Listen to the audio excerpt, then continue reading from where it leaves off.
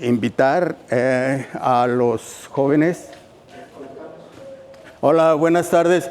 Vamos a dar una pequeña charla y una guía acerca de lo que es este recinto. Por si están interesados, vamos a empezar aquí en el patio y luego vamos a hacer un recorrido por todas y cada una de las salas. Muy amable, gracias. Están invitados.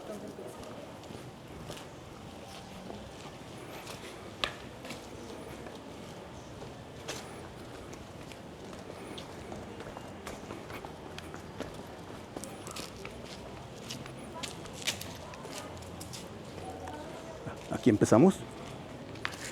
Como tú quieras, maestro. Ok, pues buenas tardes a... Vienen con nosotros, vienen contigo. Ellos también vienen. Y también vienen. Vamos a esperar a que lleguen otras personas que están interesados en hacer un recorrido.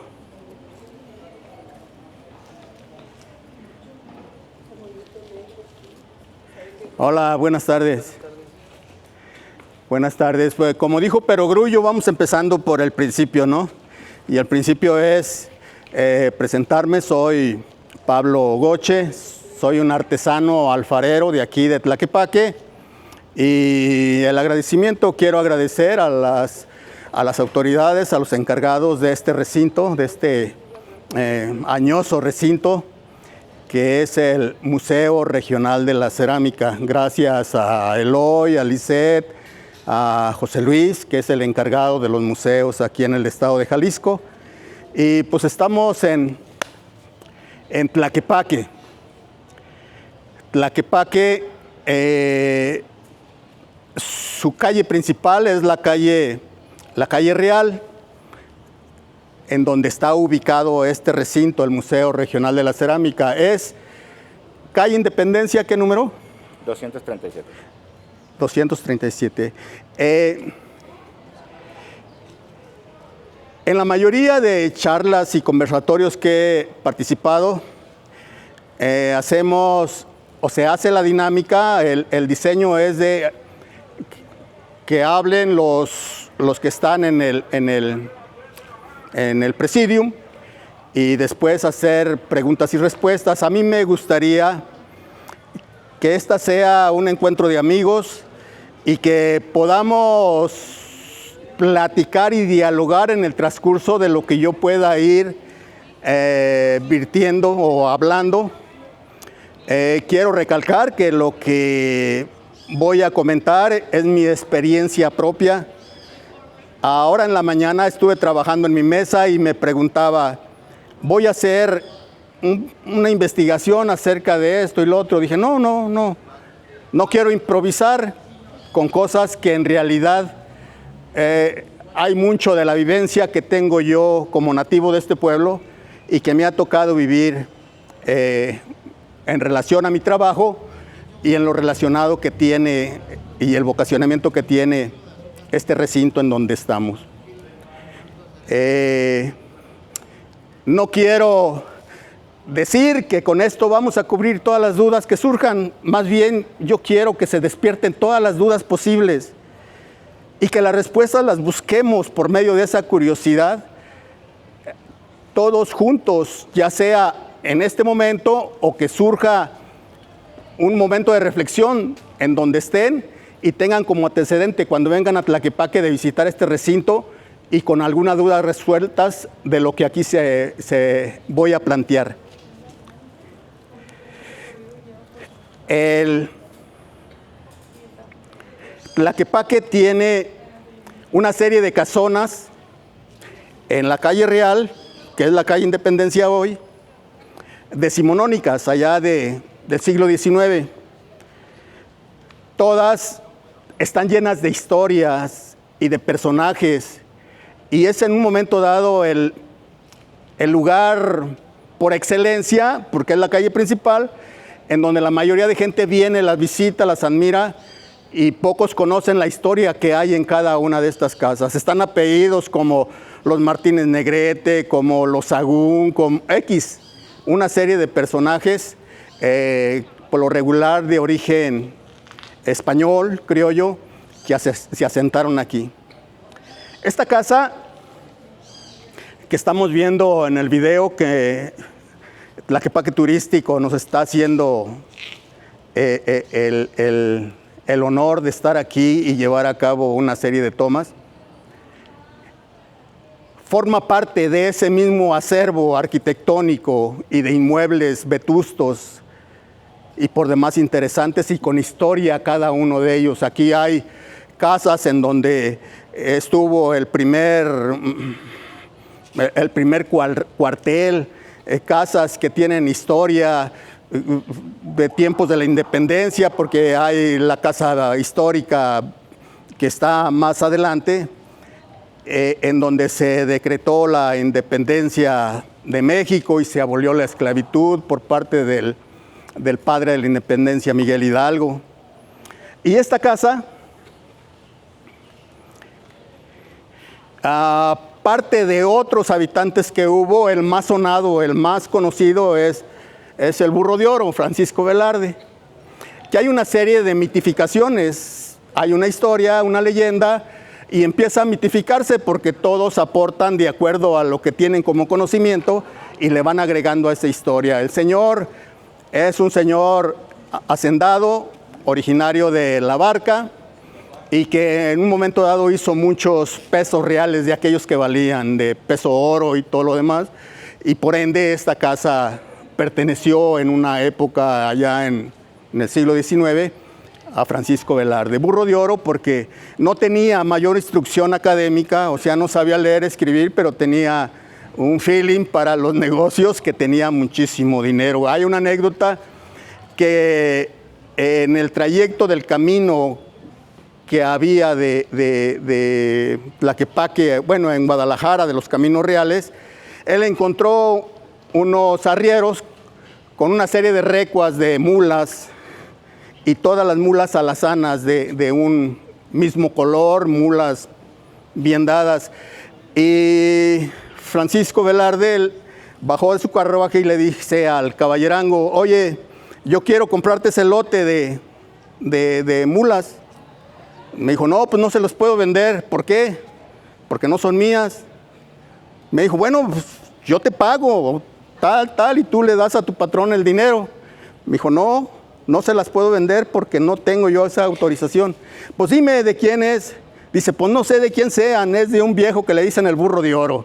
O sea, se estaba comprando inclusive recuas de mulas de sus establos, de sus haciendas, que inclusive él desconocía. Esta casa fue parte de esa historia que es la más conocida. Puede haber otros antecesores dueños de este inmueble, pero esa es en donde partimos para hacer esto. Tlaquepaque, allá por los años 60, 70, hubo un boom de que la artesanía era sumamente apreciada y buscada, la artesanía que se hace aquí en este municipio. Y todas las casas o muchos de los negocios en la zona centro se dedicaban a vender artesanía. Vinieron de artesanos de diferentes lados, vinieron metalistería de Guanajuato, vino talla de madera de Michoacán, de Oaxaca, alebrijes de la Ciudad de México, de la familia Linares. O sea, se llenó de artesanía todo esto. Y por ende, en esa expropiación que hubo de esta casa, porque, pues lógico, ya no estaba en los 60, ya no estaba el dueño mítico que les estoy platicando de Francisco Velarde, la expropió el gobierno y la vocacionó como museo, y la anexó bajo la administración del naciente Instituto de la Artesanía Jalisciense allá por los 60, en donde el arquitecto Sotomayor, Jorge Ramírez Sotomayor, fue el primer titular, el primer director de aquel naciente instituto, un organismo público descentralizado que sigue sin descentralizarse, sigue siendo OPD. Inclusive ya no es instituto, ahora está ya adherido completamente a lo que es la Secretaría de Economía del Gobierno del Estado. Esta casa ha sido remodelada, lógico. Su edad, su temporalidad ha necesitado de que la cambien. Este empedrado es nuevo, porque en alguna administración, no Sotomayor, otros de los directores ya más venidos para acá por los años 90, se le ocurrió remodelar y puso cemento, le cambió mucho la fisonomía, cuanto menos al patio. Tumbó algunos árboles de lo que era la bodega, que ahorita vamos a ir caminando. Si quieren, vamos caminando para acá. Y aquí, ante el boom de la actividad artesanal y de que habíamos más artesanos de los que hay ahorita, este era un lugar común para muchos de los artesanos que estaban aquí, para su servidor, que tuvimos como intención reunir artesanos. Tuvimos, porque éramos un grupo numeroso, artesanos de Tlajomulco, de Tonalá y de Tlaquepaque. Y aquí la autoridad nos prestaba parte de este inmueble, por eso es el recuerdo de que había otro tipo de empedrado y no las planchas de cemento que se le ocurrió a un director en su momento poner. Y nos prestaban el galerón. Nosotros le llamábamos el galerón porque es un lugar que estaba semi en ruinas y que era el lugar, el nicho en donde hacíamos nuestras reuniones para formar aquellas nacientes cooperativas entre artesanos tonaltecas, tlajomulquenses y tlaquepaquenses. Y de aquí surgió una serie de acciones que se llevaron a cabo y de grupos y de incentivar, como siempre hemos querido, a la artesanía y que no muera o que no se acabe o que no se deprima tanto, que a fin de cuentas las tres cosas es lo que pasa siempre con cualquier oficio y más como es el artesanal, la actividad. Y hay una cosa que en el cambio y la expropiación lo denominaron museo. Museo, etimológicamente quiere decir donde viven las musas. Las musas, de acuerdo a la cultura grecolatina, es el lugar efímero en donde habita las musas, o sea, ese ente que inspira al ser humano a ser sensible al arte y crear arte. Y el museo se supone que es el que encierra esas musas, es precisamente, luego vamos a pasar a ver la exposición que hay aquí de arte popular para explicar acerca también sobre eso. Entonces, yo creo que esta casa, como todas las casas, las que habitamos común y corriente nosotros, y en este caso estamos hablando del museo, encierra todavía esas musas, esas energías, esas ánimas de espiritualidad de la gente que los habitó. Recuerdo en las reuniones que teníamos aquí en el galerón, que de pronto salíamos por el hecho de los asombros que hay, hay en la casa, que nos motivaba, no era por miedo, era por precaución a salir, de que había murmullos, movimiento de ruidos extraños, ajenos a lo que estábamos tratando ahí. Y salíamos.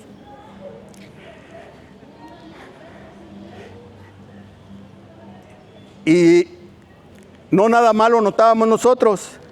Vamos a pasar al patio central.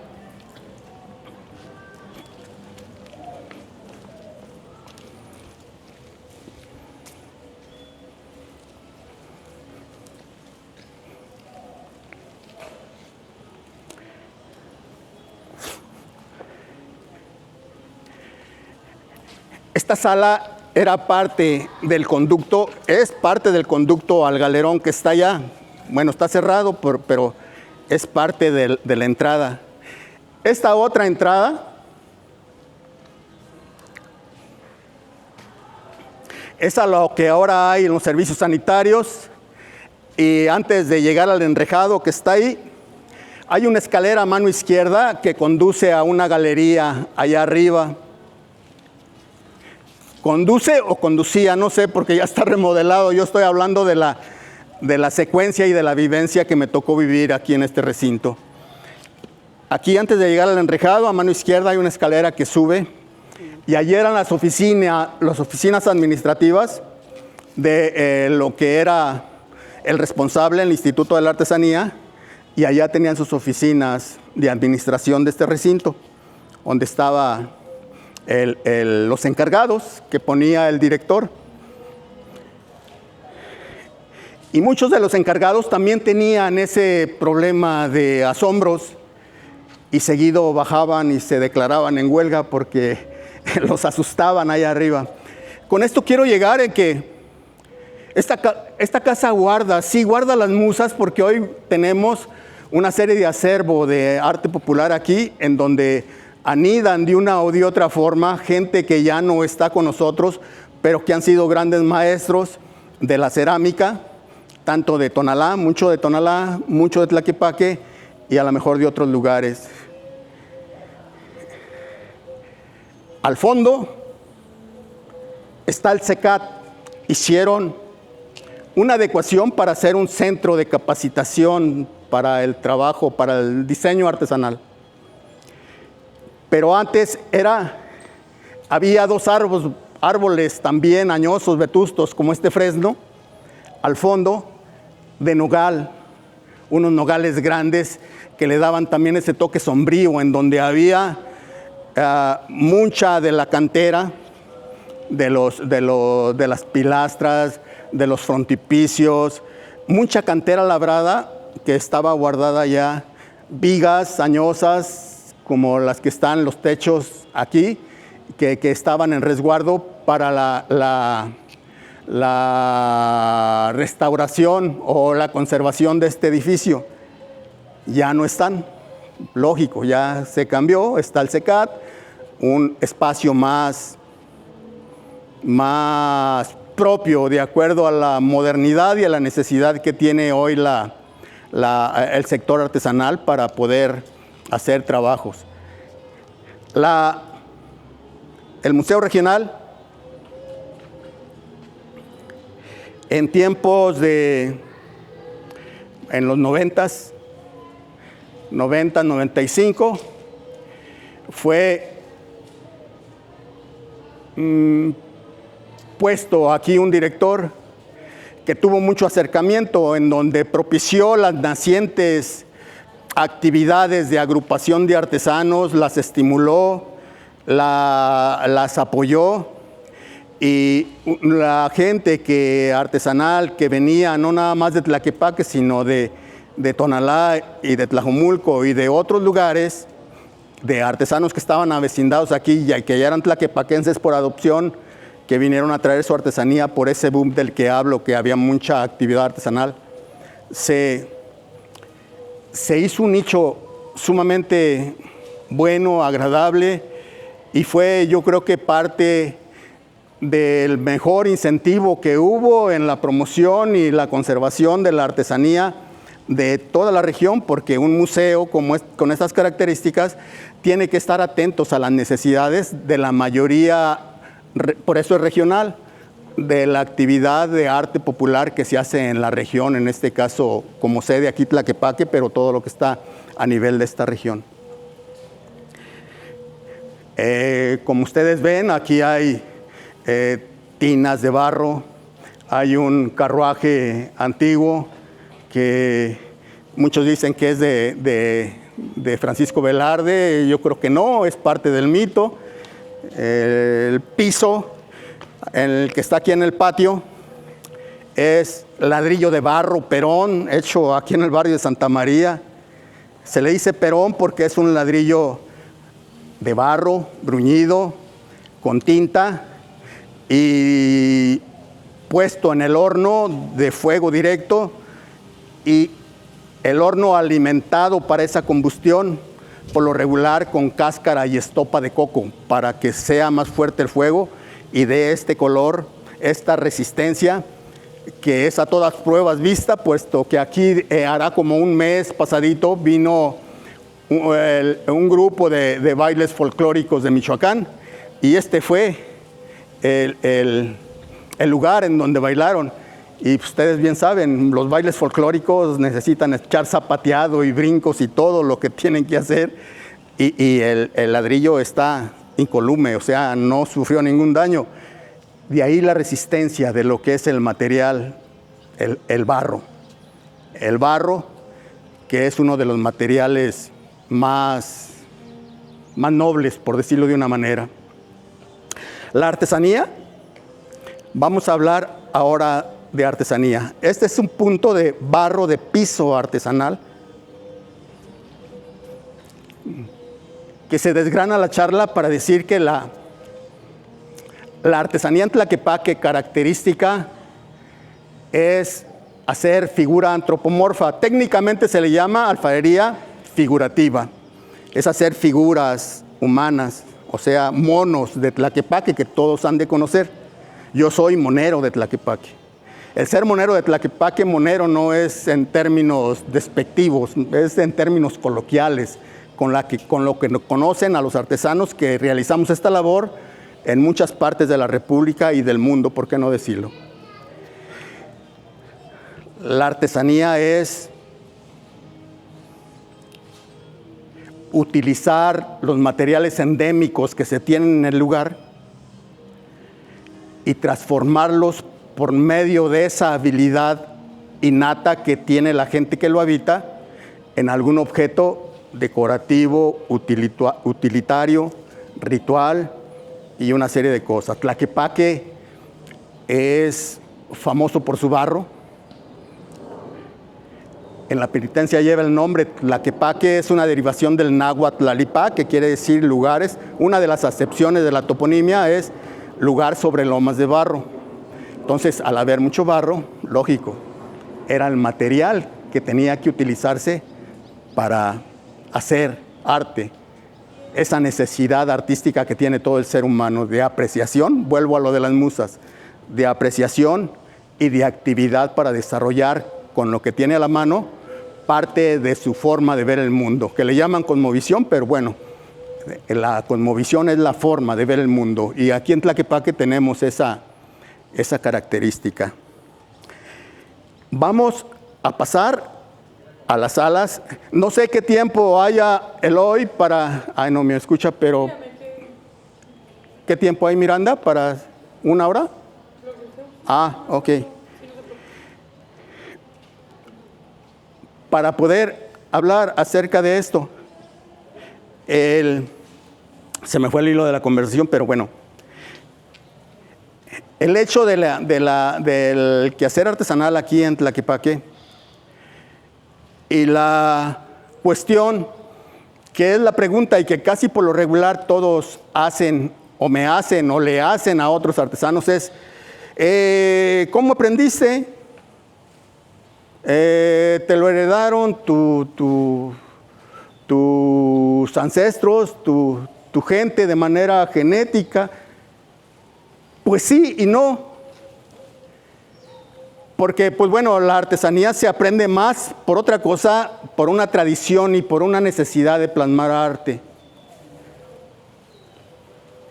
Arte menor le llaman, después de que clasificaron en cierto tiempo la humanidad, de que había arte único, como era la arquitectura, la plástica y las artes únicas que son hermosísimas, y a todo lo que estaba hecho artesanalmente lo pusieron como arte popular. Porque lo hacía el populacho, lo hacía la gente, con los materiales que tenía a la mano. Todo este tipo de cosas se deriva que inclusive la artesanía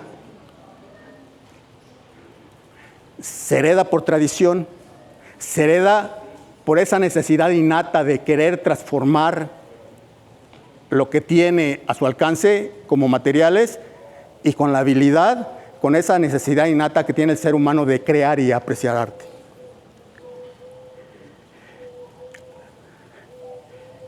Y otras preguntas que se hacen. A mí me dicen maestro, y es una gran responsabilidad, porque pues, para ser un maestro se necesita el tener una serie y cúmulos de conocimientos, y que esos conocimientos reditúen en algo útil, ya sea en cualquiera de las expresiones artísticas, culturales, la música, la fotografía, el cine, la literatura, y en este caso estamos hablando de artesanía, la artesanía. Pues soy artesano. Y el maestro es aquel que domina los materiales que tiene a la mano y los transforma. Y que inclusive en ese dominio tiene la capacidad de adaptación y de la innovación del mundo de acuerdo a cómo va fluyendo y va caminando. ¿Para qué? De esa manera es como perdura. La artesanía la engloban en términos peyorativos y sin demérito de la gente que se dedica a tomar materiales ya hechos, naturales e industriales y semi-industriales, y los engarza y hace algunas obras. Eso es una manualidad, que es un oficio noble, honesto, de vivir y de buscarse la vida. Pero desde ahí hay una apropiación de identidad para lo que es la cuestión artesanal. La cuestión artesanal, con todo lo que les acabo de decir, y los maestros en el dominio de los materiales y la maestría que van adquiriendo y que nunca les alcanza la vida para acabar de adquirir, se dedican a hacer identidad, a hacer que cada una de las piezas que hagan tengan una voz propia de identidad, de razonamiento, de dónde, de quién las hizo, dónde las hizo, por qué las hizo. Que en el mundo las ven y dicen, esto es de un mono de Tlaquepaque, una jarra de barro bruñido de Tonalá, un alebrije en papel maché de la familia Linares, de don Pedro Linares, o un alebrije en madera de copal de San Martín Tilcajete, Oaxaca, barro negro de San Bartolo, Coyotepec de Oaxaca, un árbol de la vida de Metepec, un candelero de Izúcar de Matamoros. Y así como ustedes ven, todas y cada una de las piezas que estoy mencionando, y sobra por mencionar, da identidad al lugar, da razonamiento de quién la hizo, dónde la hizo y por qué la hizo, y tiene ese lenguaje propio sin necesidad de que se avienten choros como el que me estoy aventando yo. Entonces, ese es el manejo de apreciación de la artesanía. El Museo Regional de la Cerámica hoy tiene parte, digo parte porque hay mucho que mostrar. En ese tiempo que les estoy hablando de los años 90, casi al 2000, terminando el siglo XX, aquí yo me di cuenta que había parte del acervo que conservó Roberto Montenegro. Roberto Montenegro, un gran personaje de aquí de Jalisco, que se encargó de hacer toda una colección de acervo de arte popular de todo Jalisco y zonas aledañas. Y aquí el museo, en ese tiempo, espero que la autoridad que me está escuchando todavía haya ese acervo. Y aquí podíamos encontrar piezas de las que les estoy hablando, de Tlaquepaque en concreto, puesto que estamos en Tlaquepaque. Había una serie de figurines de monos con representaciones cotidianas, campiranas, de lo que era ese Tlaquepaque de ese tiempo, de principios del siglo XIX. Y había una serie de caritas, porque aquí se caracterizan que los monos todos tengan una serie de fisonomías, de personalidad, y había una colección de caritas, de caras humanas, hombres y mujeres, con diferentes expresiones de alegría, de terror, de gozo, X. Una serie de manifestaciones del ser humano que tiene como sentimientos plasmados en caras de esos personajes. De ahí nace la leyenda que Tlaquepaque tiene en su origen y en su quehacer también una serie de críticas, porque no es común que a la gente le guste que le hagan su cara, su fisonomía en barro y la tengan propia. Mencionaban que era una apropiación de la espiritualidad y la personalidad de la gente que estaban retratando. Por eso tendieron a decir que Tlaquepaque era tierra de hechiceros, tierra de gente que manejaba este tipo de habilidades, siendo que en la mayoría de pueblos nativos hay medicina alternativa, diferentes formas de ver y de apreciar la religiosidad. De ahí precisamente nace el sincretismo. Entonces, todo ese tipo de cosas, hoy no sé si haya, pero lo que sí hay es lo que está aquí. Y conminaría al director de museos que hubiera exposiciones temporales, si es que todavía hay parte de ese acervo de Roberto Montenegro, para que se hicieran exposiciones en base a lo que implica a esas piezas y el contenido de información que tiene cada una de ellas, temporalidad, quién las hizo y todo lo demás, para que pueda enriquecerse este museo y ponerlo más vivo, que es el lema de hacer museos vivos aquí en Jalisco. Vamos a pasar a las salas. No sé si tengan alguna pregunta.